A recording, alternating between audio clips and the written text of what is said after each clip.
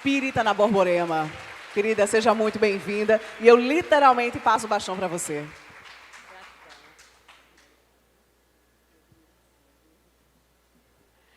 Boa tarde, meus amores. Em primeiro lugar, como não poderia deixar de ser, né, trazer aqui a nossa extrema gratidão. Fiquei muito honrada com a confiança que a Federação Espírita Paraibana nos concede na condução desse painel desta tarde. E dizer a vocês que cada um de vocês aqui estão muito bem guardados nos nossos corações, e é por isso que nós trazemos um abraço muito carinhoso da Serra da Borborema para todos os que fazem o seminário Tempo de Paz, desejando que realmente a nossa tarde seja uma tarde de muita iluminação e que não fique apenas aqui, né, no discurso, mas que cada um de nós possa receber no âmago do seu espírito essa vontade de ter um tempo de paz no lar, um tempo de paz na rua, no trânsito, na academia, no nosso ambiente profissional, um tempo de paz que possa ser feito, né, e conduzido por cada um de nós. Afinal de contas, esse é o compromisso que nós temos com o Cristo. E Ele espera de cada um de nós realmente esse empenho, esse esforço em realizarmos a sua tarefa aqui no metro quadrado onde cada um de nós se encontra. É isso que o Cristo espera de nós e é isso que nós precisamos, né, honrar com o nome de cristão. Seguidores do Cristo nos dá uma responsabilidade a mais. É a responsabilidade de, ao sermos beneficiados com tudo que recebemos num evento como esse, podermos extrapolar, né, as dimensões físicas deste ambiente para levar lá, onde nos encontramos na nossa rotina, no nosso dia a dia, para levar para lá o nosso testemunho de cristão. Esse testemunho que hoje nos convida a semear a paz. E é para dividir comigo esse painel que eu tenho a honra de convidar nossa querida faz tudo da federação, não é? Raquel Maia.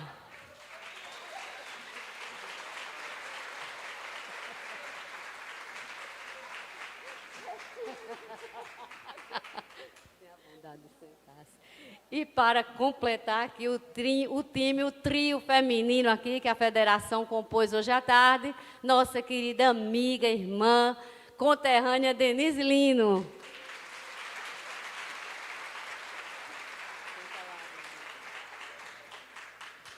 Eu trouxe aqui, a título de prece, um parágrafo bem pequenininho do nosso amigo, né, de Bezerra, aquele nosso amigo, né, bem íntimo assim. E aí ele diz um recadinho aqui para nós, que eu acho que cabe e tem tudo a ver, né, com essa construção, com esse esforço que a gente precisa ter em direção a essa construção do tempo de paz. E Bezerra diz assim, cochichando aqui no ouvido de cada um de nós: evitemos as dissensões, as querelas inúteis, o campeonato da insensatez e os lugares de destaque na comunidade, servindo e amando sem cessar. Então, essa mensagem Bezerra trouxe em 2010 em Fortaleza e encontra-se mais do que atual, quando ele, né, nos convida a esquecer e a evitar dissensões e campeonato da insensatez. Qualquer semelhança com o nosso quadro atual, né, não é mera coincidência. Então, que cada um de nós possa buscar a sensatez nas nossas atitudes, fazendo essa ponte de coerência com aquilo que nós falamos, que é a responsabilidade de se dizer cristão. No mundo de hoje, ninguém mais do que todos nós, principalmente nós espíritas, porque conhecereis, né, a verdade e ela vos libertará. E essa verdade que a doutrina espírita nos traz, ela nos liberta de quê? Exatamente dessa insensatez. Então é por isso que nós estamos sendo convidados nesta tarde, com esse painel que tem o título de bem-aventurados os mansos e pacíficos. É por isso que nós estamos recebendo esse convite, né, de Bezerra, também através dessa citação, para fazermos a nossa parte aí nessa tarefa, e ele dá a senha. A senha é servindo e amando sem cessar, né? Então, amar é amar indiscriminadamente, né? Rossandro falou uma coisa, até notei aqui hoje de manhã, ele falou assim: a paz que não respeita a diversidade não é paz. Então, se nós queremos construir, né, essa paz, precisamos estar respeitando a diversidade, e para respeitar a diversidade precisamos dessas duas virtudes, a mansuetude e a pacificidade. Então, bem-aventurados os mansos e pacíficos é o painel de hoje à tarde. E eu gostaria de trazer para a nossa primeira fala com ela, que é a filha, né, de Dona Maria José e seu Toscano. E foi assim que nós combinamos as apresentações, sem currículos, reverenciando, né, os pais, aqueles que nos trouxeram e nos deram a oportunidade de poder estar aqui com essa responsabilidade. Então, para ela, eu gostaria que vocês trouxessem agora uma salva de palmas, recebendo Raquel Maia para nos falar. Bem-aventurados os mansos. Com você, amiga. Aí eu aqui. Obrigada. Muito boa tarde a todos, a todas. É com imensa alegria que nós estamos nesta tarde de bênção, dividir este painel com as nossas queridas, a nossa querida Denise Lino e Josineide. Eu disse que me sinto em casa. E me sinto bastante grata a Deus pela oportunidade e agradecida à Federação Espírita Paraibana pelo convite. E aqui estamos para a realização deste momento abençoado de reflexão, que convidamos a todos que possamos então buscar chegar numa grande viagem, onde aqui veio a terra, o meigo Rabi da Galileia, o ser mais puro que habitou o nosso planeta.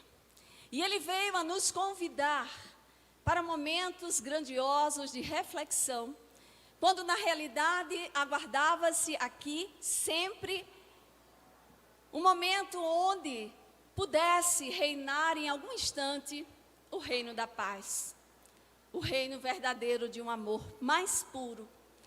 Mas a sociedade é acostumada em momentos de guerra, em momentos de tensão, em momentos de muita violência, e aí, claro, precisaria vir o governador espiritual da terra, ele mesmo a nos convidar e trazendo no verdadeiro poema registrado em Mateus, no capítulo 5, as bem-aventuranças, e mais precisamente, trazendo-nos uma grandiosa reflexão para que a gente possa, então, começar a observar o que verdadeiramente, quando ele quis dizer, porque bem-aventurança está retratado em quão feliz será aquele que exercitar o que o próprio Cristo nos ensinou. E é importante ver que todas as bem-aventuranças têm uma compensação. E por isso mesmo a compensação dessa que nós vamos tratar. Bem-aventurados os mansos, porque eles herdarão a terra. Vejamos que aqui estamos falando de mansidão. Estamos falando de mansuetude. E na época do Cristo, ele mesmo retratou: ouviste o que foi dito, amarás o teu irmão e odiareis o teu inimigo, porque assim era a linguagem. Eu, porém, vos digo: amai os vossos inimigos, fazei o bem àqueles que vos aborrecem e orai pelos que vos perseguem e caluniam. Já nos mostrando uma grandiosa caminhada, culminando com o sentimento mais puro e mais sublime, que é o amor. E então, falar de mansuetude, que significa uma característica de quem é manso, o gênio da brandura, alguém que verdadeiramente consegue ter um temperamento tranquilo, que tem a paz, tempo de paz. E por isso mesmo, Jesus não trouxera apenas nessa bem-aventurança nos falar de mansuetude. Ele mesmo aproveitou em Mateus, registrado no capítulo 11, que vinde a mim todos vós que estáis aflitos e sobrecarregados, que eu vos aliviarei. Tomai sobre vós, melhor dizendo, o meu jugo, e aprendei de mim, que sou manso e humilde de coração.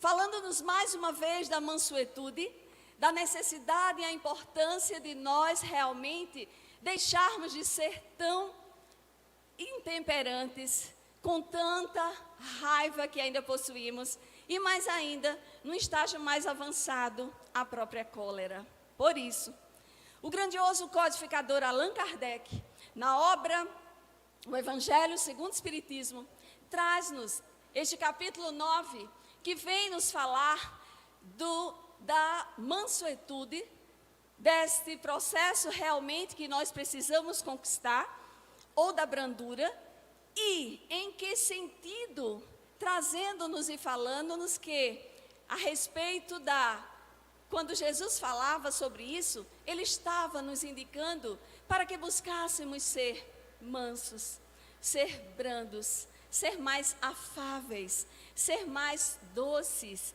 sermos também pacientes. Olha, que virtudes que nós precisaremos desenvolver. E eu pergunto, todos nós já conquistamos a mansuetude? Já nos tornamos mansos verdadeiramente? Quem é manso não é aquele que não reage às coisas, porque isso não é mansuetude.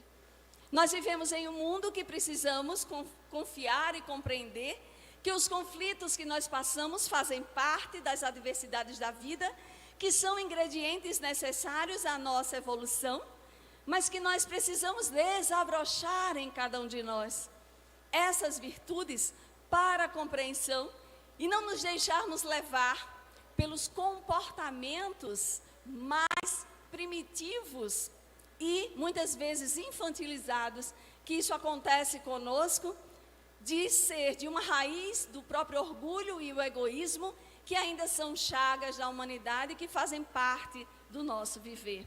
Por isso mesmo, a própria Joana de Ângeles, na obra Rejubilate em Deus, ela traz, falando-nos da mansuetude, que nos leva à compreensão, ao discernimento, e que cada criatura deveria, sim, buscar ser manso, ter esta virtude, porque isso deveria fazer parte do dia a dia. E aí vejamos,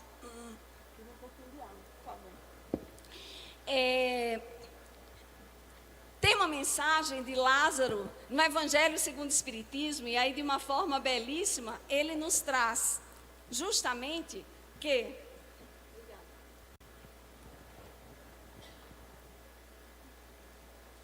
falando-nos, para a gente poder ver se já estamos nesse estágio de mansuetude, ele nos diz, no item 6, que o mundo está cheio das criaturas que têm nos lábios o sorriso e no coração o veneno. Olha que frase forte essa. Pessoas que se dizem brandas, mansas, desde que nada as agaste, mas que mordem a menor contrariedade, cuja língua de ouro, quando falam pela frente, se mudam em dardo peçonhento quando estão por detrás. Olha que linguagem para que a gente possa analisar. Isso, quando a gente está a estudar, não é para que a gente visualize alguém em que a gente saiba que age dessa forma, mas que possamos fazer esta viagem interior de como realmente estamos procedendo nas nossas atuações e se realmente em alguns momentos não nos comportamos com atos de violência, descortesia e muita irascibilidade, muita intemperança que ainda ocorre conosco, gerados pelos nossos conflitos internos mal resolvidos, que precisam ser solucionados. e a mansuetude nos leva a esta grande caminhada. E por falar em conflitos internos, tem aquela história do conhecimento popular de todos nós, que aquele índio ancião norte-americano, retratando para muitas pessoas, dizia que os seus conflitos internos eram representados por dois animais, dois cachorros, que ficavam dentro de si mesmo e em algum momento um deles era muito cruel, muito mau, e o outro era muito bom. E aí perguntaram, sim, mas se são conflitos, qual deles é o que ganha a competição ou que vence a briga? E aí o índio sábio respondeu, aquele que eu frequentemente mais alimento. Então começamos a perguntar qual é o que nós estamos no nosso mundo interior ainda alimentando com relação à necessidade desse autoconhecimento, de desenvolvermos em nós o processo maior de maturidade espiritual.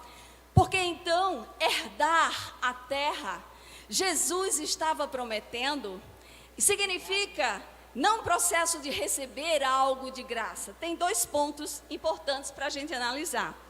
O primeiro, a terra de si mesmo, nós mesmos, dentro de cada um de nós, na busca do solo fértil do nosso coração, como Jesus falava na parábola do semeador, que encontrou o solo mais propício com as sementes para desabrochar e germinar e então multiplicar-se. E o segundo parâmetro é nós entendermos que herdar algo significa nós termos dignidade de um comportamento, de nos tornarmos merecedores de algo que plantamos e precisaremos colher, porque é da lei. A semeadura é livre e a colheita é obrigatória. Então, isso já nos favorece a compreensão que se nós verdadeiramente, nos momentos atuais, em que ainda não temos a mansuetude instaurada permanentemente no nosso ser, precisamos, não só ela, como as demais virtudes, culminando no amor fraternal por todos em humanidade, fazermos que isso aconteça para que no processo da reencarnação, das múltiplas existências que temos e que ainda teremos novas oportunidades, podermos no hoje fazermos o melhor de nós mesmos, para que o amanhã, no amanhã mais propício, nós então possamos pisar novamente no solo da terra e visualizarmos todo esse processo que nós ajudamos a construir, porque nós somos as mãos operosas de Deus. Deus se revela às criaturas através de nós mesmos. Por isso, que nós em nenhum momento devemos imperar nenhum desejo de vingança, devemos buscar instaurar este processo da paz.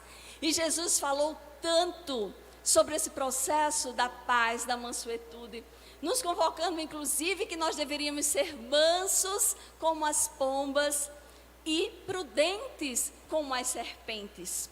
E é claro, porque o nosso ato de beliculosidade ainda é muito alto para os momentos que a gente está vivendo hoje. E nós sabemos o quanto isso acontece. Esses dardos mentais que nós ainda fornecemos para todas, muitas criaturas em humanidade.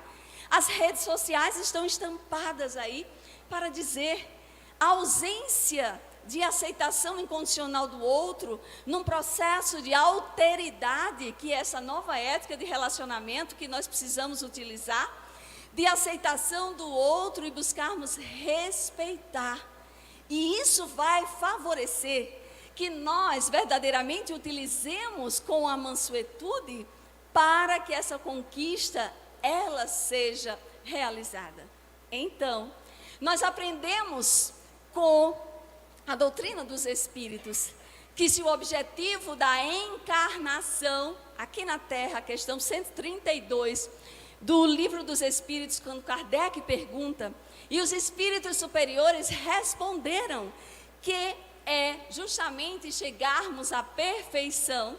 Nesse processo de aprimoramento, aperfeiçoamento moral e espiritual, só depende de nós. O Cristo nos aguarda de braços abertos, para que este planeta seja um planeta de paz que tanto almejamos. Nós precisamos deixar de guerrear e estabelecer a paz. Vejamos que para falar em guerrear, nós temos e somos tão acostumados ainda, né, nesse processo de tantas guerras, e aquelas inclusive ditadas em nome de Deus, as guerras santas. Quão ignorância ainda nossa, porque nós somos os atores que estamos contracenando no palco da vida, em inúmeros momentos que já estivemos aqui na Terra e hoje ainda participando, e muitas vezes a gente fala como se fôssemos meros espectadores, quando na realidade estamos vivendo o somatório de uma sociedade violenta que precisa dar um basta a partir também de cada um de nós. Que todos os nossos dirigentes de nações possam compreender, como nos fala a própria Joana de Ângeles, para sairmos dos gabinetes, porque não são tratados de paz, realizados em gabinetes ou em apertos de mão, mas na realidade é no processo de decisão de cada um para essa mudança, e sabendo que a paz do mundo, sim, começa e inicia-se dentro de cada um de nós. Regenerando-nos, o nosso planeta estará regenerado. Por isso que nada vai acontecer de uma hora para outra, a natureza não dá saltos. É normal as coisas acontecerem e nós temos que aproveitar a oportunidade, porque esta é a encarnação mais longeva que nós já tivemos em todos os tempos. É a mais em que a tecnologia está operando, a própria ciência, estando, estabilizando cada vez mais o processo de cura das doenças, mas a cura real, que precisa fazer parte do nosso cotidiano, é a cura da alma. E a mansuetude, a mansidão, é um dos processos para que isso aconteça. Lembrando que torna-se, para entendermos, todas as vezes em que eu me irrito, me encolerizo, que não aceito o outro, estou deixando de usar da mansuetude. E é claro que mansuetude também não é exemplo ou sinônimo de ingenuidade, porque nós precisamos estar muito atentos com o que acontece conosco, mas acima de tudo vigilantes nas nossas próprias ações e atitudes, porque nós somos muito cobradores, mas aí na realidade sabemos que ainda estamos muito devedores das leis soberanas de Deus, mas um dia nós iremos sim verdadeiramente conseguir. Para falar então em guerras, de ausência de mansuetude, tem uma obra, O Espírito do Guerreiro, que é de Steven Pressfield, é uma obra que não é espírita, e que fala, do verdadeiro código de ética, de honra do guerreiro. E é muito interessante, quem já teve a oportunidade de ler esta obra, para começar a compreender que na essência do próprio código de ética, desse guerreiro, as virtudes estão presentes, porque a nossa natureza, a nossa essência é amar. De onde viemos? Nós somos frutos do amor de Deus. Nós somos criaturas da divindade, a inteligência suprema, a causa primária de todas as coisas. A nossa natureza é amar. Mas para o homem se defender, no sentido de subsistência e de um código de sobrevivência, ele, então, o homem, falamos, o indivíduo, ainda precisou desse estágio. E, é claro, com o instinto de conservação, que faz parte do processo da vida, para esse crescimento e a própria criação de um código de honra, de guerra. Mas esse código, ele se aplica também, esse é o detalhe desta obra, plenamente para um tratado de paz. Vejamos que nos diz que as virtudes do guerreiro são coragem, abnegação, amor e lealdade para com todos os companheiros, paciência, autocontrole, determinação para tolerar e adversidades. E tem um pensamento de um poeta grego, né? Arquíloco, que é o poeta e mercenário grego, que lá na obra também retrata, fala que seja valente meu coração. Olha um guerreiro falando sobre isso, estabelecer a conquista de um território, de algo, e dizer essa frase: seja valente meu coração, mantenha o seu território. Na vitória, não se vanglorie, e na derrota, não caia em prantos. O que é que nós podemos tirar de conclusão aqui? Que a dignidade do guerreiro, né, em ser humilde na vitória, para não se vangloriar, e até porque isso às vezes é fruto de uma equipe, porque tem várias estratégias para que haja essa conquista, mas também em prantos, a fortaleza na derrota, para que não haja esse processo de desistência. Utilizemos esse tratado para os nossos dias atuais, para o lado positivo, e veremos que também se aplica. A humildade que precisa fazer parte do nosso cotidiano, de nós buscarmos a questão de mudar de estação, é como se fôssemos realizar tal ação, e ao invés da conquista do território dos outros, o maior território que precisamos conquistar é o de nós mesmos, porque os grandes inimigos que ainda estão aliados a cada um de nós são as nossas imperfeições, que precisam ser combatidas por nós, para que possamos chegar no processo de herdarmos a terra, possuirmos a terra, esta terra que ultrapassa as fronteiras de um lugar circunscrito, mas no reino de Deus, que o próprio Jesus nos falava, está dentro de cada um de nós.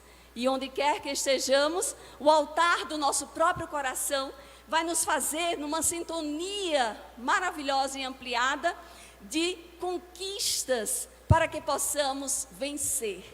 Então, possamos compreender a importância de vivenciarmos a mansuetude a partir de hoje, de não querermos, né, nos achar melhores do que ninguém, num próprio orgulho, que no próprio Evangelho segundo o Espiritismo, no item sobre a cólera, o Espírito protetor nos faz.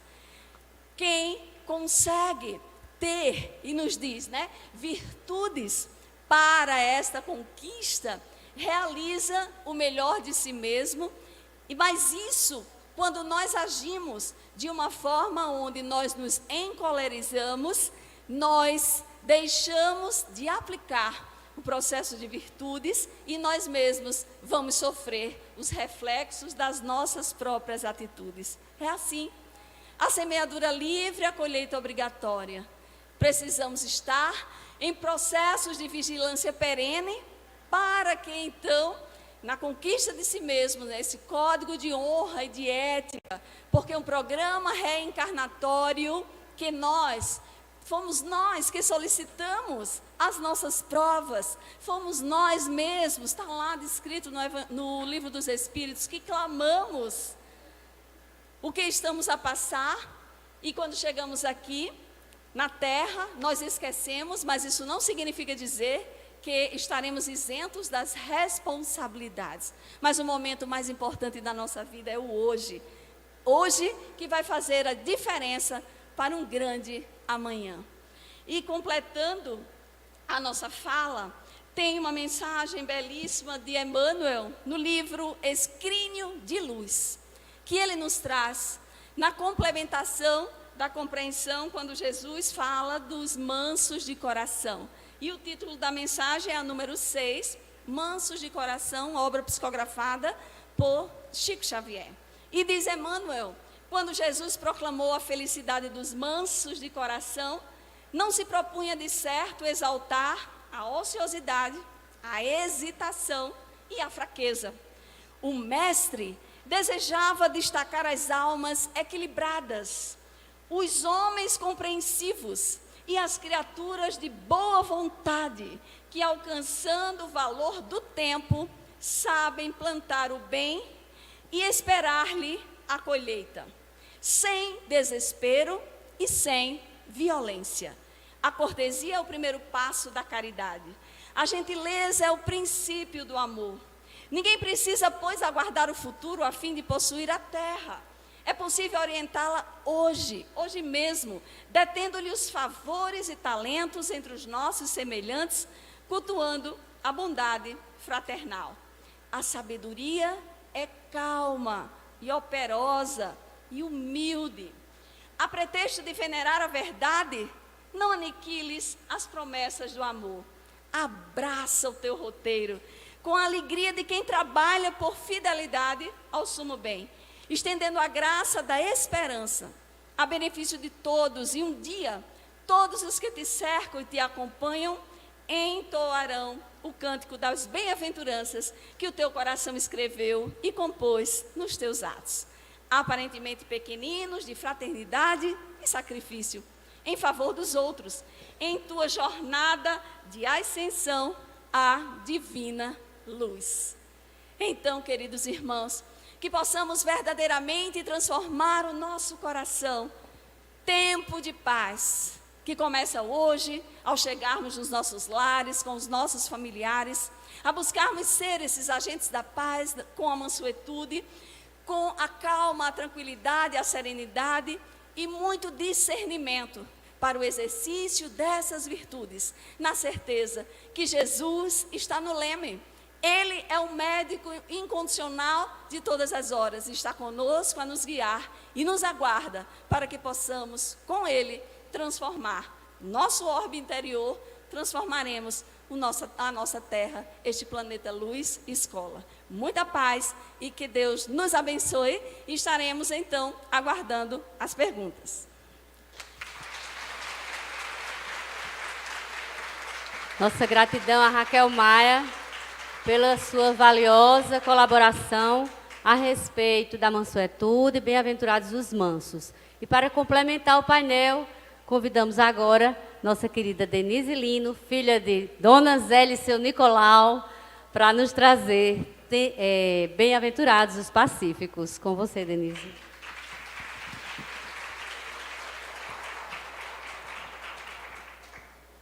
Olá, amigos, muito boa tarde a todos e a todas. É com muita alegria que nos encontramos aqui. Desde hoje pela manhã eu estou sob, digamos, fortes emoções, lembrando das edições anteriores desse seminário, das vezes em que estivemos com o Congresso, e queria agora dizer para aqueles a quem ainda eu não abracei nessa manhã e nessa tarde, que sintam-se abraçados. Esse é um momento muito especial, muito importante para todos nós. Nós vamos aprofundar um pouco essa reflexão extremamente oportuna sobre estar em paz, viver em paz e ser um construtor da paz. Se nós não tivéssemos, né, já a certeza de que os espíritos superiores ao comando de Jesus gerenciam as nossas vidas, nós poderíamos dizer que o tema desse seminário teria sido indicado da semana passada para cá. Mas esse tema tem praticamente um ano que foi apontado, escolhido e vem sendo trabalhado pela Federação Espírita Paraibana para este momento. E nós olhamos para este momento e sentimos a importância, a urgência, a necessidade que cada um de nós que está aqui agora, e os que nos acompanham pela internet nesse momento, e os que venham nos acompanhar depois, tem dessa imersão num tempo de paz. Porque foi o que escolhemos para esse final de semana. Os que pudemos estar aqui, escolhemos fazer essa imersão. Quem está nos acompanhando pela internet está escolhendo fazer essa imersão num momento de paz, para usar uma expressão comum, fazermos um detox de toda essa situação tóxica, beligerante, que tem se tornado aguda, eu diria, no último ano, a partir da invasão da Rússia na Ucrânia. Então, esse último ano, e essa guerra que completará agora, em fevereiro, infelizmente, um ano, tem sido para nós um desafio para todas as demais situações. E vejamos que o mundo, de forma geral, o nosso país, de forma específica, a nossa família, de modo singular, digamos assim, enfrentou, e cada um de nós vem enfrentando ataques frontais à nossa paz e ao nosso projeto de construção de paz no mundo. Então, para a nossa exposição nessa tarde, seguindo o que Raquel já nos apresentou e depois do que Rossandro nos colocou nessa manhã, a nossa posição foi a de pensar numa questão geral, que seria mais ou menos a seguinte: e agora? Eu sou espírita, ou estou me reconhecendo como espírita neste momento, o que é que eu faço para construir a paz? Um pouco uma alusão ao poema de Carlos Drummond de Andrade, E Agora, José? Seria uma pergunta desse tipo: e agora, eu, espírita, o que é que eu faço para construir a paz? Então, fizemos uma trilha de leitura desse tema, que nos foi muito agradável voltar à leitura, ao estudo, e gostaríamos de compartilhar com vocês na tarde de hoje. Vamos ver se eu consigo aqui passar os slides. Help, pessoal da produção, me ajuda aí. Tá ligado? Essa é a pergunta número 1, né? Isso. Aí, quais são os botões?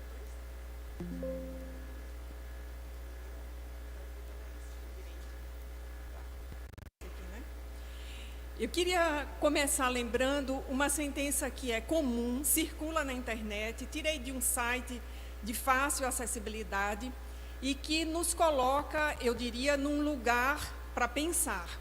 Vejamos que essa personalidade que está ilustrada aí na tela, Gandhi, o Mahatma Gandhi, ou seja, o venerável Gandhi, teve a oportunidade, certa vez, de afirmar que se todos os livros da humanidade fossem perdidos ou fossem queimados, enfim, fossem destruídos, e apenas o Sermão do Monte restasse, ele seria suficiente para restaurar a ética da humanidade. Nas palavras dele, nada seria perdido. Essa sentença ela é muito forte para nós, os cristãos, e para nós, os espíritas, porque ela foi dita por alguém que, em sua última encarnação, não estava mergulhado no caldo cultural do cristianismo. Gandhi renasceu na sua última existência como hindu, e viveu como hindu, e lutou pelo seu povo e pelo seu país. Mas isso não o afastava da sintonia com Jesus. Essa sentença e toda a sua vida é uma prova cabal de que esse espírito estava sintonizado no mais alto nível com o Mestre, a ponto de ele, que estava mergulhado nessa outra cultura, olhar para o livro que é estruturante das nossas vidas, nesse pensamento cristão, e desse livro retirar um discurso que ocupa apenas 2 capítulos, porque o Sermão do Monte está nos capítulos de 5 a 7 de Mateus. Voltei para essa sentença para pensar a sua importância para nós, e pensar que não dá para raciocinar sobre bem-aventurados os mansos e bem-aventurados os pacificadores, sem pensar no conjunto das bem-aventuranças como um todo, que se constituem a primeira parte do Sermão do Monte. E alguns autores e estudiosos, e muitos expositores espíritas, seguem a ideia de que, para entender esse sermão, nós podemos separá-lo em 3 partes ou em 3 grupos. E eu diria que essa seria, aliás, a primeira parte da resposta para a pergunta: e agora? Eu sou espírita e eu quero ter paz, o que é que eu posso fazer? Então, revisando aqui muito rapidamente, as 3 primeiras bem-aventuranças que trazemos aí na narrativa de Mateus, nos capítulos de 5 a 7, mas também podem ser lidos no capítulo 6 de Lucas, numa forma mais resumida, e nesse slide seguido aqui, da tradução do professor Severino Celestino, como uma homenagem ao seu trabalho, ao seu empenho na compreensão desses textos, nós podemos separar as 3 primeiras bem-aventuranças em um primeiro grupo, observando que elas nos levam a olhar para dentro. Então, são os pobres de espírito, são os que choram e são os que têm sede e fome de justiça. Nessa perspectiva que Raquel nos trouxe antes, o bem-aventurado é aquele que está estimulado a seguir um caminho e, por isso mesmo, ele já é felicitado, ele já é parabenizado por seguir esse caminho. Então, as 3 primeiras, elas apontam exatamente para o dentro, para o si mesmo. O segundo conjunto, quando nós temos exatamente o conjunto dos limpos de coração, os que têm fome e sede de justiça e os misericordiosos, apontam para a sociedade. Então, quando nós queremos olhar essas bem-aventuranças, nós verificamos que esse terceiro conjunto nos coloca exatamente na relação com o outro, com o grupo social. Vivenciar essas bem-aventuranças é experimentá-las na relação com o próximo.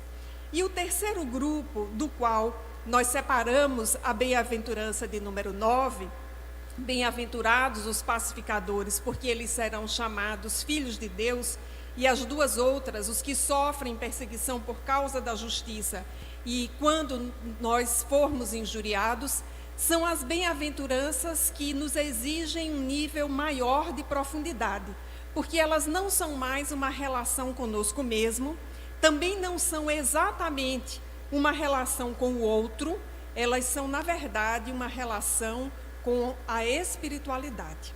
E, nesse sentido, elas nos colocam numa relação com o nosso eu mais profundo, porque nós somos espíritos vivendo uma existência na Terra.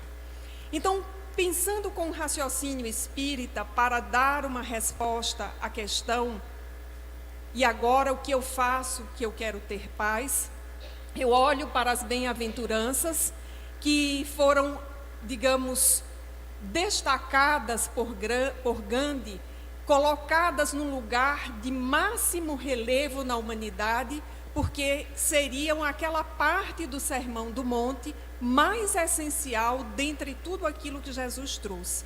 E olhando para essas bem-aventuranças, nesses 3 grupos, nós podemos construir um projeto de vida para nós. E o projeto de vida vai depender de onde nós nos encontramos. Talvez esse seja um momento para mim em que mais importante seja eu exercitar a bem-aventurança da humildade, que é a primeira, dos pobres de espíritos, sabendo que quanto mais eu exercitar essa experiência, mais eu vou conseguir compreender e viver essa dimensão que é a da plenitude, que é a do reino dos céus.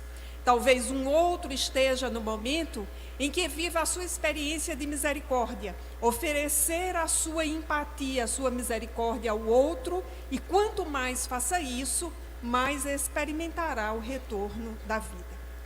E vamos nos colocar agora numa situação de conjunto em que todos nós decidamos experimentar a da mansuetude, que Raquel nos apresentou, e essa dos pacificadores. E vejamos que os pacificadores estão apontados por Jesus não como aqueles que herdarão a terra, que é o caso dos mansos, nem entrarão no reino dos céus, nem serão reconhecidos por aquilo que tiverem feito, mas por aquilo que nós podemos claramente dizer que é um epíteto ou um atributo. Os pacificadores serão chamados filhos de Deus, porque a sua atitude será tão coerente com as leis divinas, com essa ética transcendental para a humanidade, que não haverá retribuição para eles, a não ser o reconhecimento público de que são os filhos de Deus. Então, revisando as bem-aventuranças, nós identificamos esses 3 grupos. E aí, como espíritas, nós vamos voltar ao Evangelho segundo o Espiritismo, para lê-lo com os olhos de quem quer compreender e achar uma resposta para a pergunta: e agora o que eu faço, eu quero viver em paz. Quando nós examinamos o Evangelho segundo o Espiritismo, nós observamos que Allan Kardec fez um trabalho extraordinário. E as 9 bem-aventuranças foram agrupadas, reunidas, e nós temos em 5 capítulos deste livro, começando pelo capítulo 5º e seguindo pelo 7º, 8º, 9º e 10º, a apresentação de 6 das bem-aventuranças. E as 3 específicas, que são sobre justiça, não foram tratadas diretamente nesse livro, porque já estavam abordadas na Lei de Justiça, de Amor e Caridade, de O Livro dos Espíritos, encerrando a 3ª parte das leis morais.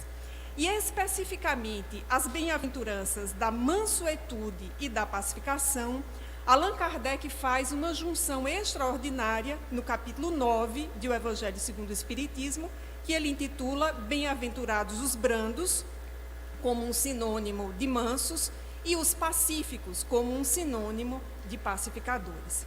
E aí nós vamos examinar esse capítulo 9 de O Evangelho segundo o Espiritismo, para verificar que trilha de aprendizado esse capítulo nos traz, porque, afinal de contas, nós somos espíritas e estamos buscando uma resposta espírita para essa questão de profundidade na humanidade. Qual é a trilha de construção da paz à luz da doutrina dos Espíritos?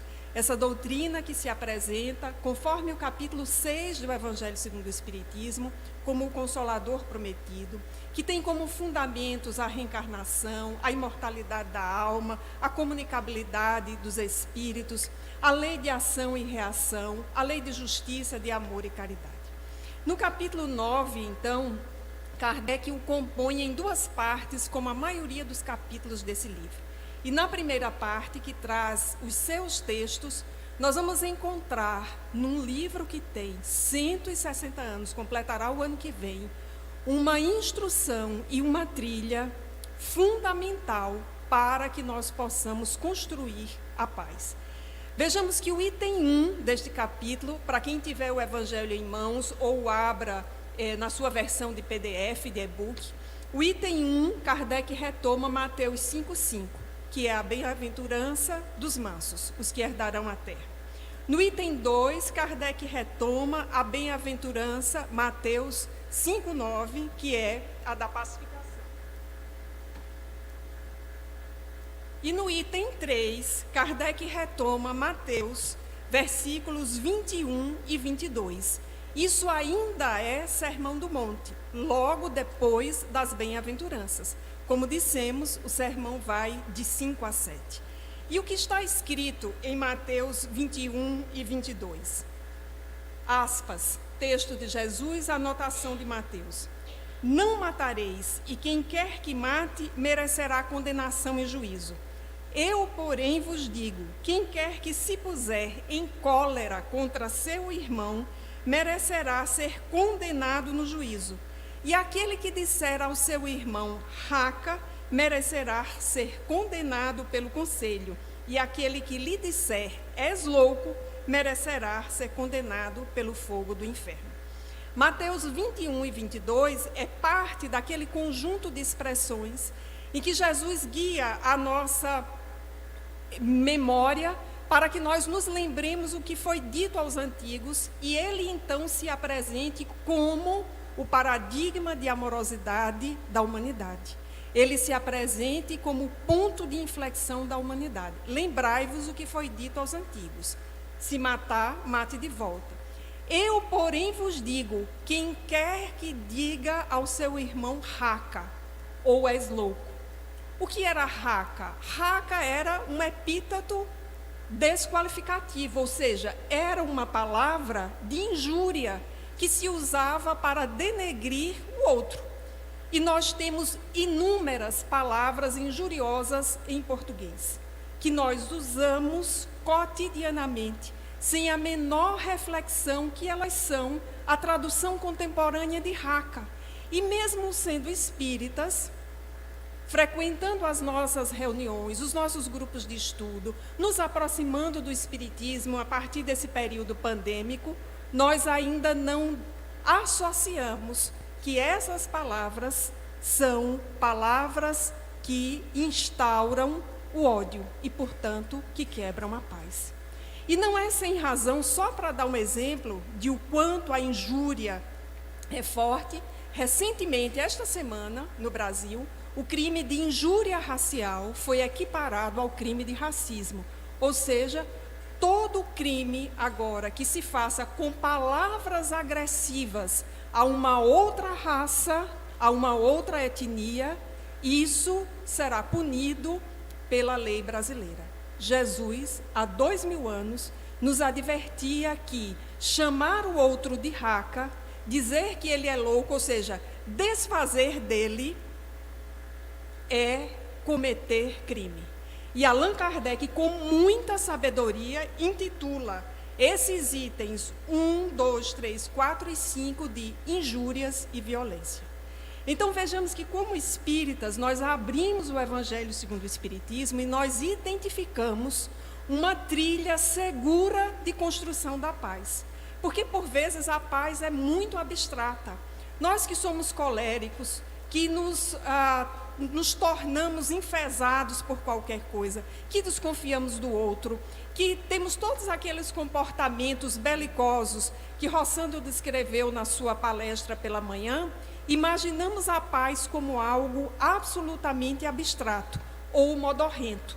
E sair desse paradigma em que a paz é uma abstração e nós não sabemos como construir, para o paradigma trazido por Jesus e referendado pelo Espiritismo, isso inicialmente parece como se fosse um abismo sobre o qual não há uma ponte para atravessá-lo. Mas Kardec nos guia nessa ponte, nos trazendo, na sua leitura transversal de O Novo Testamento, associadamente os versículos 21 e 22 de Mateus aos versículos 5 e 9 desse mesmo capítulo, para nos lembrar que a paz começa a ser feita com a linguagem. A paz começa a ser feita com as nossas palavras. Se nós tivéssemos que fazer uma tradução, botar uma legenda aqui, nós diríamos: Allan Kardec nos disse, em outras palavras, que a construção da paz parte daquilo que nós dissemos. Começa com aquilo que nós dizemos ou com o modo como nós dizemos. E aí, só para adiantar aqui a nossa exposição, nos itens 5, Kardec faz uma reflexão sobre a banandura, aliás, no item 4, no 5 ele examina herdar a terra, mas nós vamos encontrar na segunda parte deste capítulo do Evangelho segundo o Espiritismo, que é a parte Instruções dos Espíritos, uma trilha que vai, claro, evidentemente, se coadunar com a trilha inicialmente proposta por Allan Kardec. Nós chegamos no item 6 e vamos ler o excelente texto de Lázaro, a afabilidade e a doçura, do qual Raquel destacou um texto aqui no início. E Lázaro vai colocar para nós de forma clara a necessidade de nós coadunarmos o que nós somos interiormente com aquilo que nós expressamos exteriormente. É talvez um dos primeiros espíritos em O Evangelho segundo o Espiritismo a apontar esse conflito, de que, de modo geral, nós temos uma aparência exterior que não se coaduna com o nosso interior. E esse texto vai se conectar com a proposta de Allan Kardec, no capítulo 17, Os Bons Espíritas, item 4, que é finalizado com aquela sentença que é o nosso roteiro. O verdadeiro espírita é reconhecido pela sua transformação moral e pelos esforços que faz em domar as suas más inclinações. Então, nesse momento, o nosso projeto é um projeto de transformação moral, não apenas para admirar a paz, mas para vivê-la e para ajudar a construí-la. Na sequência, avançando aqui, nós temos o texto extraordinário, A Paciência, de Espírito Amigo, que é o mesmo Espírito Joana de Ângeles. E nesse texto, A Paciência, nós começamos a entender que não existe processo de mansuetude e pacificação que não passe pelo exercício e a consolidação da virtude da paciência.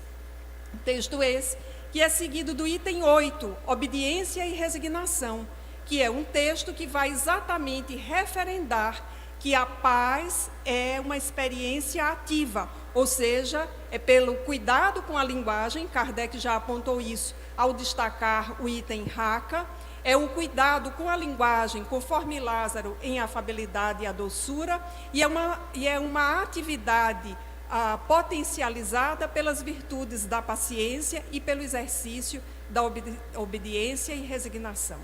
E aí nós chegamos ao final desse capítulo, que tem os itens 9 e 10, intitulados A Cólera. São duas mensagens, uma do espírito protetor e outra do espírito Hahnemann. E a pergunta que nós nos faríamos agora é: o que é que a cólera tem a ver com tudo isso? A nossa leitura ingênua, às vezes, nos faz pensar que, para falar de paz, não se faria necessário falar do seu principal antagonista, ou do seu principal elemento desencadeador. Acho que fica melhor dizer assim. O principal elemento desencadeador da falta de paz é a cólera. E aí nós temos o texto extraordinário e fundamental de Hahnemann, que vai falar sobre transformação moral. Ele inicia o texto dizendo que há uma ideia falsíssima, e esse é o advérbio utilizado no texto, há uma ideia falsíssima de que é impossível fazer a transformação.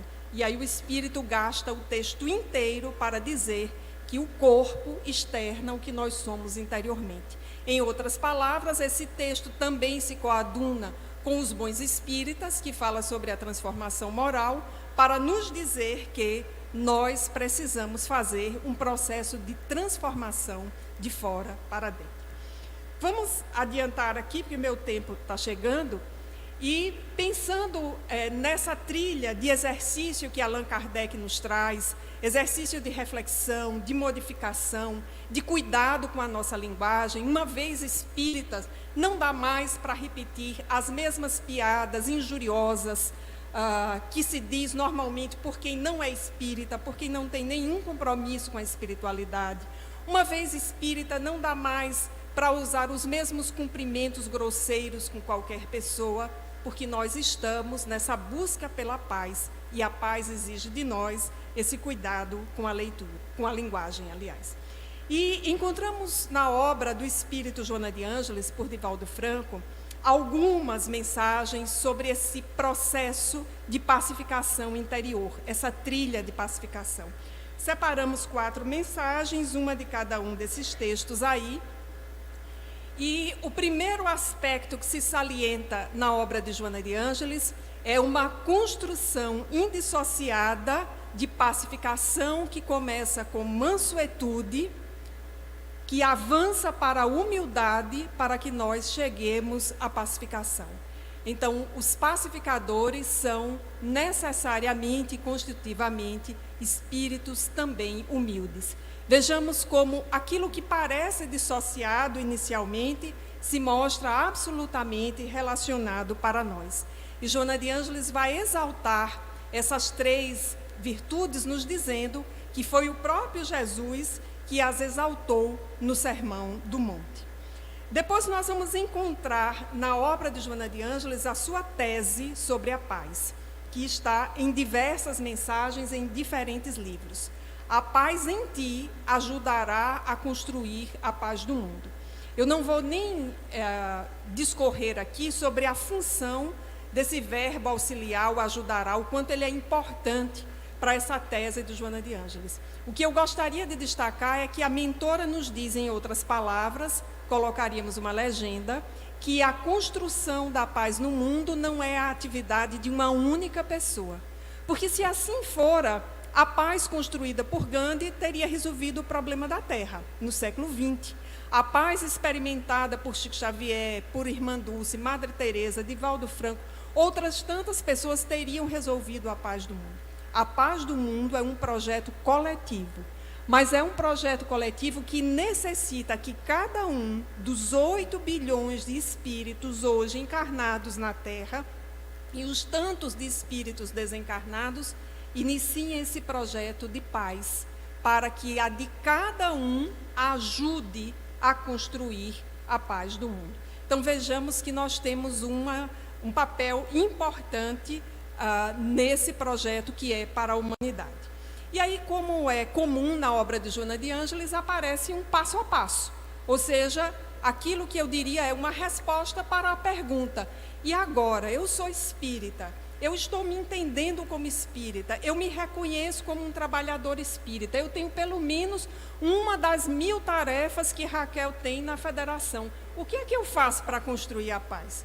Porque Raquel, com suas 1000 tarefas, tem lá o seu projeto de paz. Mas aí quem está chegando, quem tem uma única tarefa, quem faz o Evangelho no lar há 20 anos e nunca tinha pensado nisso, enfim, como construir essa paz? Então, nós podemos ouvir essa primeira sentença de Joana de Ângeles como um convite. Torna-te um pacificador. Mais ou menos no sentido em que nós disséssemos, senta aí, né? Tome essa água. Né? Então, ao mesmo tempo que é uma ordem, é um convite. E podemos também entender como uma ordem, injuntivo mesmo, torna-te um pacificador. Ou seja, não tem saída. Agora, como fazer isso?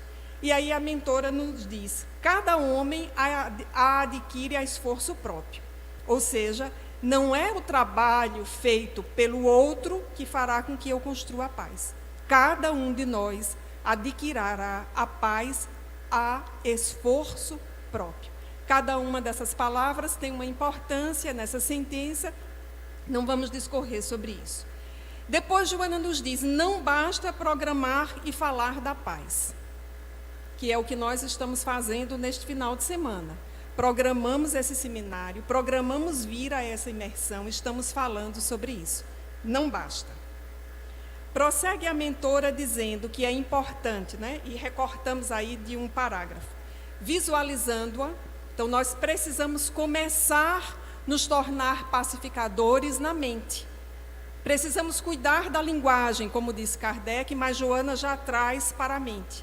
Visualizando-a, pensar em paz e agir com pacificação. Então vejamos que a mentora nos diz que a nossa atitude é o fim de uma cadeia, é o fim de um processo, porque tudo começa se nós visualizarmos a paz. Se quiséssemos traduzir, colocar outra legenda, nós poderíamos colocar a legenda com uma forma de pergunta. O que é que nós pensamos? Porque o nosso estoque mental dirá se nós estamos visualizando a paz. Para aprofundar isso, diz Joana, seja a paz na terra o teu anseio, em oração constante.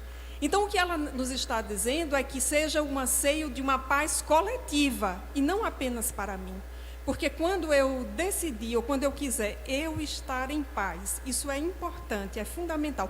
Mas o resto do mundo, eu não tenho a ver com isso, eu estou num projeto egoísta e, portanto, essa minha paz será apenas a tranquilidade do egoísmo. Joana nos leva a perceber essa relação com o todo. E ela vai dizer, então, confia na força da não violência e a paz enflorescerá o teu coração e de quantos se acerquem de ti. Então, a força da não violência. E aqui ela faz uma referência direta a Gandhi, porque não violência é uma expressão que se tornou popular a partir do seu projeto de paz. Nós precisamos entender que a força da não violência é mais duradoura e mais eficaz do que a força da violência. Isso é uma mudança de paradigma. E nós sabemos que não tem sido fácil para nós fazer essa mudança de paradigma.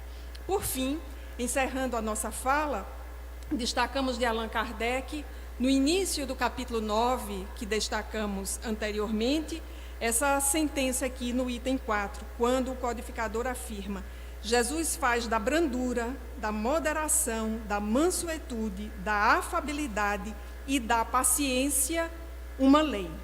Condena, por conseguinte, a violência, a cólera e até toda a expressão descortês de que alguém possa usar para com os seus semelhantes.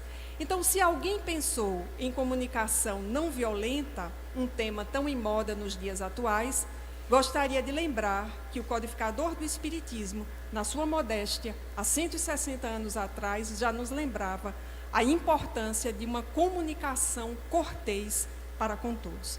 Dizendo isso, amigos, convidamos a todos para que cada um leia esses e outros textos sobre a paz. Muito obrigada.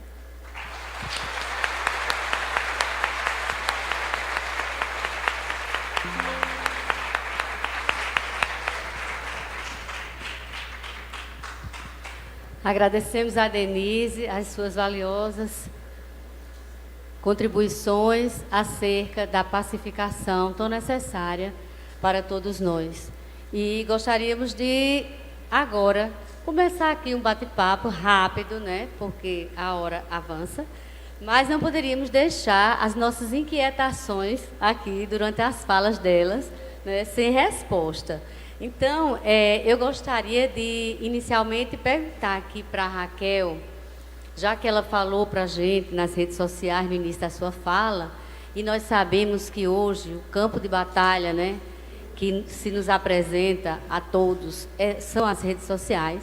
Então, eu gostaria de que Raquel trouxesse para nós, assim, as recomendações, né, de um roteiro de como nós poderíamos, nós, principalmente espíritas, cristãos e espíritas, nos direcionar num esforço coletivo para levar essa paz, essa brandura, essa mansuetude para as redes sociais, para as nossas redes sociais. Porque cada um de nós administra a própria rede.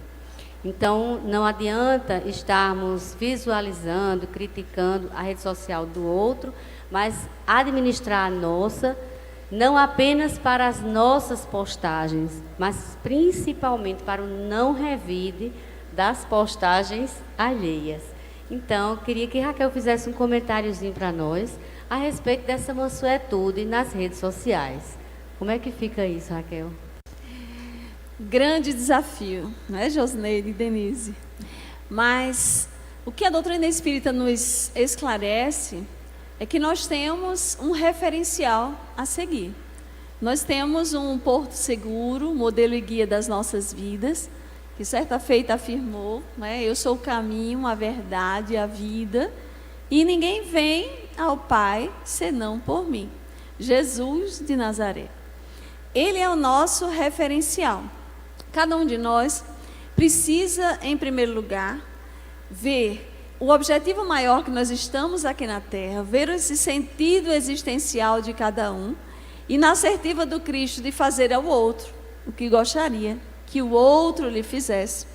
É buscarmos nos colocar bastante no lugar do outro, no processo de empatia, se nós gostaríamos de receber algo que fosse para denegrir a nossa imagem, para difamar a nossa própria vida, com calúnias, com algo que, ou até mesmo em quedas e fraquezas alheias que acontecem e que também acontecem conosco, fossem estampadas para o mundo, o globo terrestre, espíritos encarnados e desencarnados ficarem sabendo de uma forma, quando a gente sabe que na realidade a própria divindade já nos conhece, não é?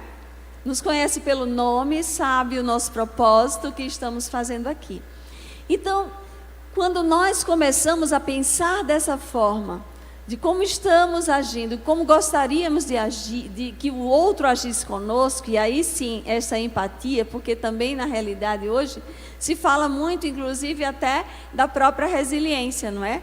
De nós buscarmos voltar àquele estado natural.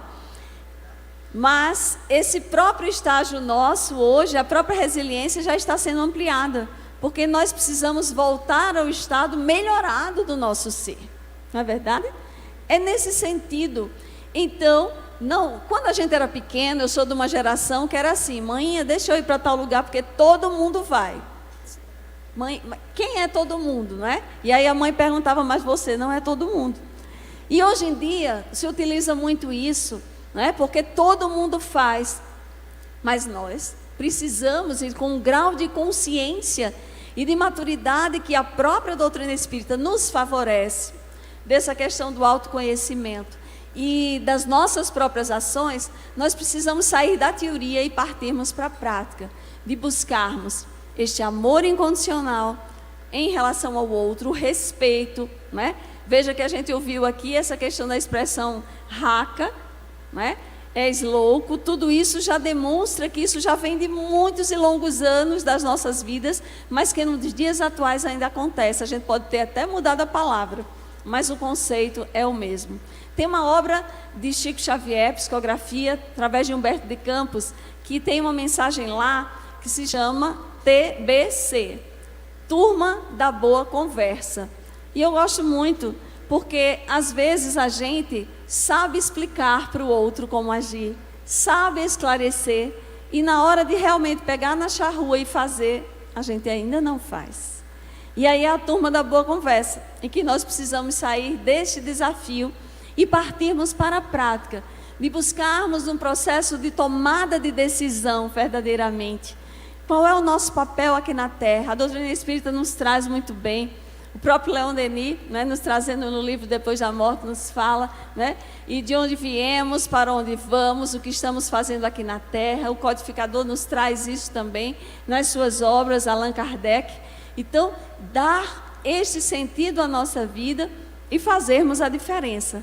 Então, usarmos da mansuetude, usarmos da compaixão, não utilizarmos as redes sociais para questões negativas, nem as redes sociais, nem mesmo no nosso bate-papo diário, porque nós estamos rodeados de uma nuvem de testemunhas. E não podemos ser espíritas apenas dentro do centro espírita, porque é interessante o que acontece. Denise Lino pisa no meu pé, eu digo: ô Denise, tire por gentileza o seu pé debaixo do meu pé, que está doendo, uma afabilidade, uma doçura maravilhosa. Mas dentro de casa, com aqueles que então, às vezes, o próximo mais próximo, ou aqueles que nós antipatizamos, o que é que acontece?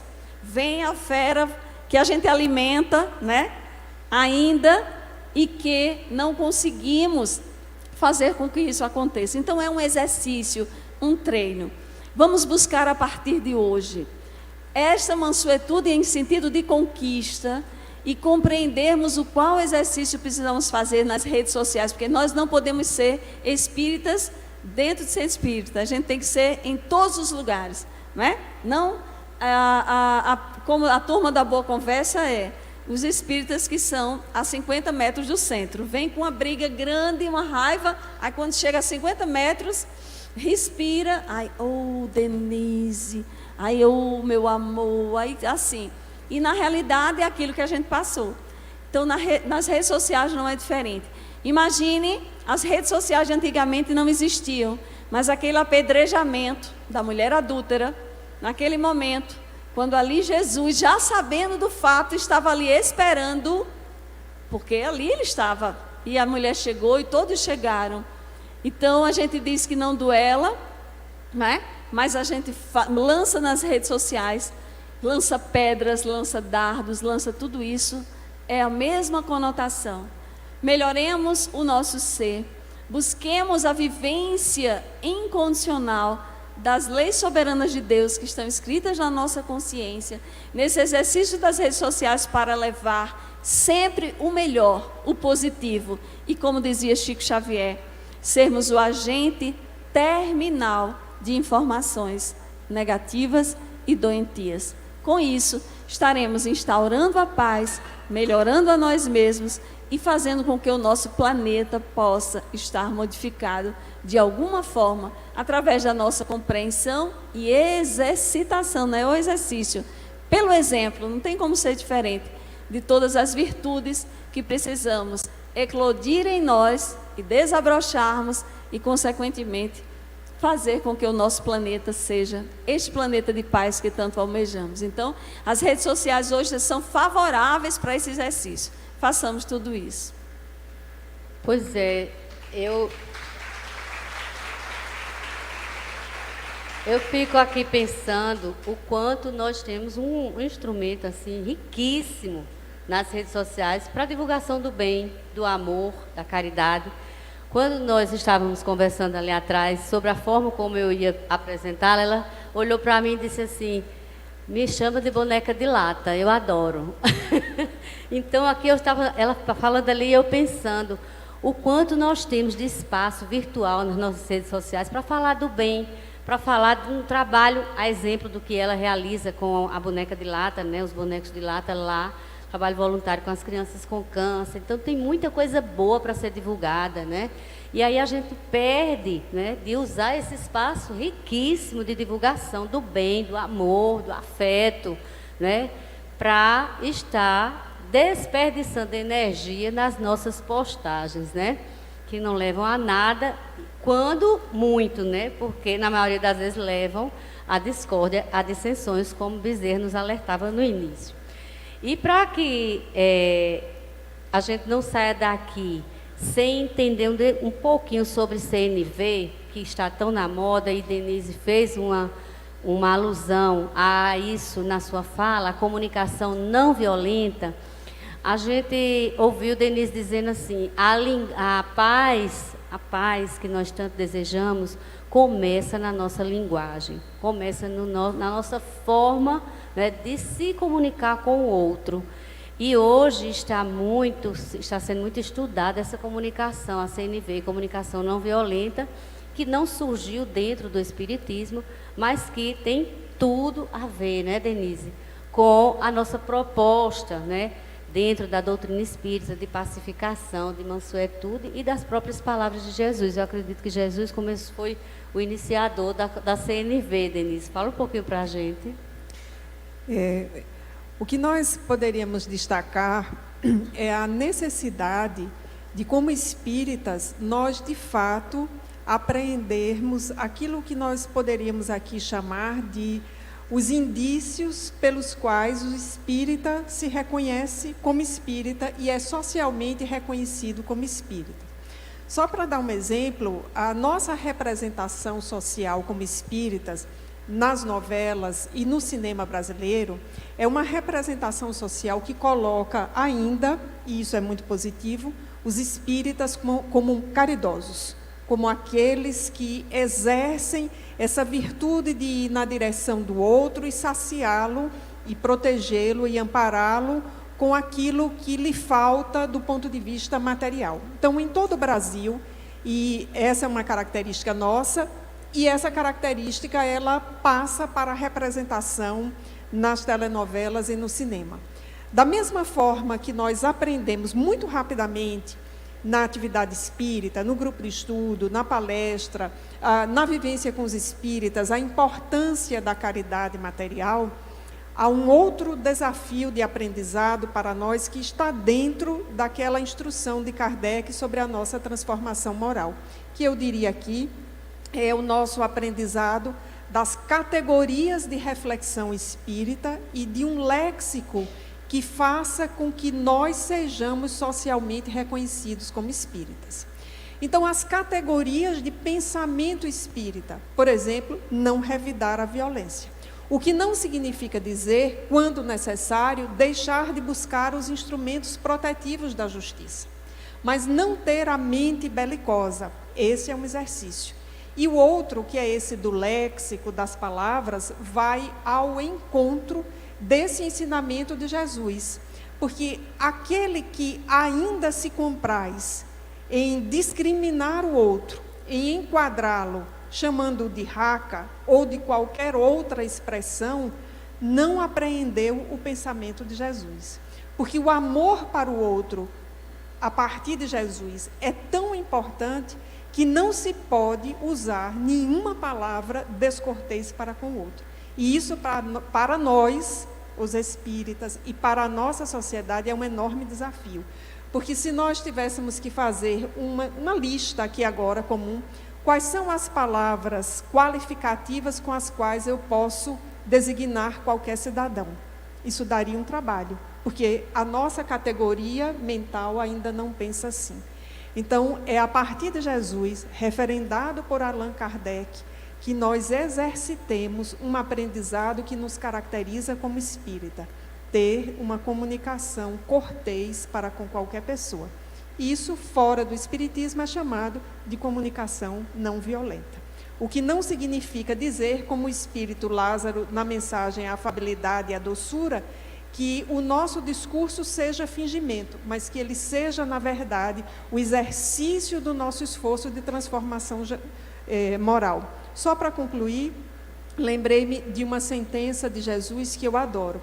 o mestre nos disse, a boca fala do que o coração está cheio. Então, nós precisamos refazer o estoque de emoções, o estoque de compreensão, para que a nossa boca fale de uma outra perspectiva, que seja capaz de impactar a sociedade e traga uma proposta de paz. Excelente. Pois é, infelizmente nós vamos aqui deixar outras questões que gostaríamos de serem respondidas pelo adiantado da hora. Lembrando que Hahnemann, que foi um dos espíritos que nos trouxe uma das mensagens deste capítulo que foi citado, ele diz textualmente, o homem não permanece vicioso, senão porque quer permanecer vicioso. Mas aquele que quer se corrigir, sempre o pode. De outra forma, a lei do progresso não existiria para o homem. E aqui, vou trazer agora, nesse final, 2 dicas maravilhosas para que a gente possa aí deixar, né, todo esse contexto que foi trabalhado aqui, penetrar um pouco mais no nosso espírito e no nosso cotidiano, no nosso dia a dia. A primeira dica é um livro chamado Humano, Demasiado Humano, A Transformação Moral de Pedro, de autoria de Denise Lino, que se encontra à venda aí na livraria Leon Denis, que nos traz aí um bom roteiro de iniciação nessa área. E a outra dica é a inscrição no MIEP. Vocês já fizeram a inscrição no MIEP? Vocês sabem o que é MIEP? Muito bem. Nós estamos aí com um stand do MIEP, Movimento de Integração Espírita na Paraíba, em valores promocionais durante o seminário. No site, se vocês forem fazer diretamente no site, já está com outros valores, mas nós estamos com o valor promocional que é sendo feito aqui no nosso stand. Aí na tela vocês estão vendo o tema do 50º MIEP, um evento que é feito com muito amor há 50 anos. E o tema deste ano é MIEP 50 anos, a alegria de servir a Deus. E como servir a Deus sem mansidão, sem esse esforço de pacificação, sem trazer do seminário Tempo de Paz uma semente que nos leve a construir uma sociedade melhor, mais justa, mais fraterna, mais humana. Então, que nós possamos descer agora para o intervalo, passar no stand do MIEP, pegar o panfleto, divulgar na nossa casa espírita, tirar todas as informações e dúvidas lá com o pessoal lá do stand e receber um abraço carinhoso de todos nós que aqui estamos nesse final de painel. Que todos sejamos abençoados e continuemos aqui a desfrutar da tarde do seminário Tempo de Paz. Muita paz e muito obrigada. Uma salva de palmas para essas nossas grandes guerreiras, grandes e queridas. Josineide Medeiros, minha querida, muito obrigada. Denise Lino, maravilhosa. Raquel Maia, se nosso seminário tem alimentação, é sobre a égide dessa mulher. E é justamente isso que eu estou dizendo. Temos 45 minutos de intervalo para, na sequência, Alberto Almeida. Então é o momento agora da gente, como diz aqui no Nordeste, furrar o